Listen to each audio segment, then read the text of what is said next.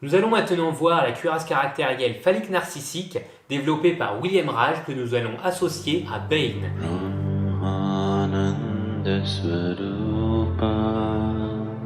Dans l'univers du DC Universe, Bane est un personnage qui naît en prison.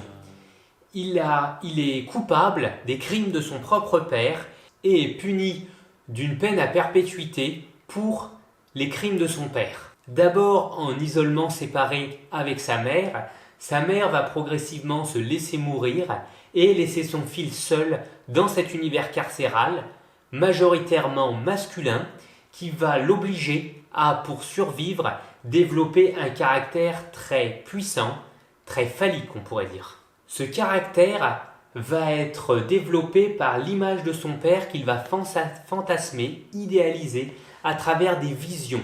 Ces visions de toute puissance masculine va l'amener à faire ses premiers crimes et à pouvoir se frayer un chemin dans la prison en tant que leader de la prison.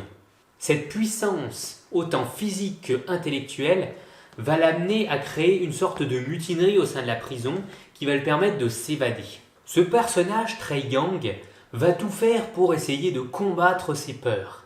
Et une de ses peurs principales va être justement une histoire qui va lui être racontée en prison.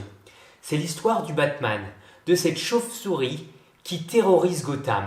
Son objectif va alors être, pour Bane, de sortir de prison et de détruire le Batman pour détruire la propre peur qui gît à l'intérieur de ce petit être.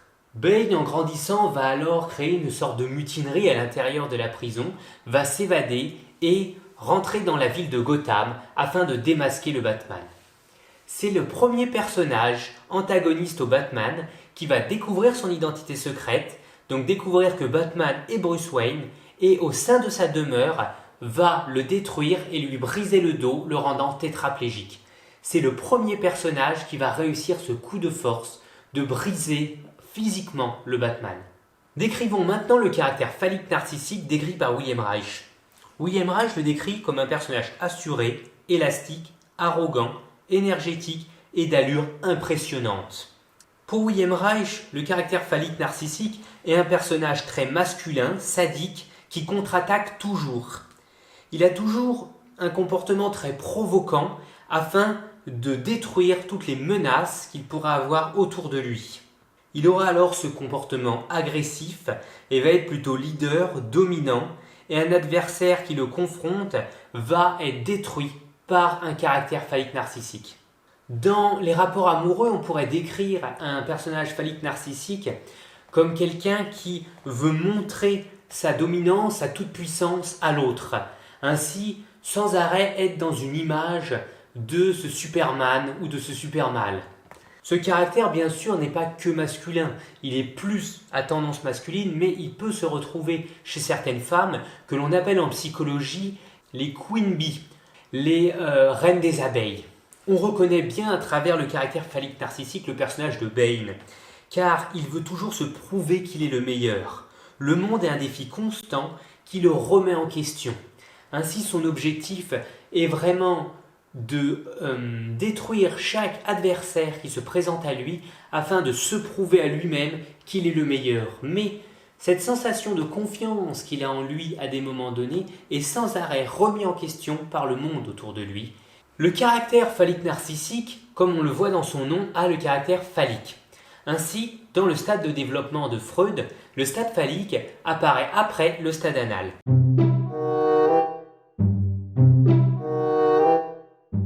C'est le moment où, après que l'enfant ait pu mettre des limites au sein de sa propre vie, il essaye de se prouver, de prouver à son entourage qu'il est compétent, qu'il est bon, qu'il est fort, qu'il est puissant. C'est ce moment, compris entre 3 et 7 ans, où l'enfant va faire par exemple du sport pour montrer qu'il sait, qu'il réussit, qu'il est bon, qu'il est compétent. Il est associé au sexe car c'est aussi le moment où il commence à découvrir ses premières érections, qu'il commence à avoir un contrôle à l'intérieur de sa force intérieure et qu'ainsi il peut avoir une action sur son sexe en le dressant ou en le relâchant. C'est ce moment aussi où il va y avoir juste avant la scission oedipienne pour Freud, où il essaye de prouver, où le petit enfant essaye de prouver à sa mère qu'il peut lui plaire, qu'il est bon, qu'il mérite son amour. Cette recherche sans arrêt d'être compétent, d'être bon, d'être dans la réussite peut se retrouver aussi dans le caractère sexuel d'une personne qui refuse sa propre faiblesse et ainsi qui est toujours en train d'essayer d'être au-dessus, dans la position dominante. Ainsi, si l'on pouvait le décrire simplement, ce caractère phallique narcissique, on pourrait le décrire sous cette phrase: je dois dominer le monde pour être en haut de la chaîne alimentaire.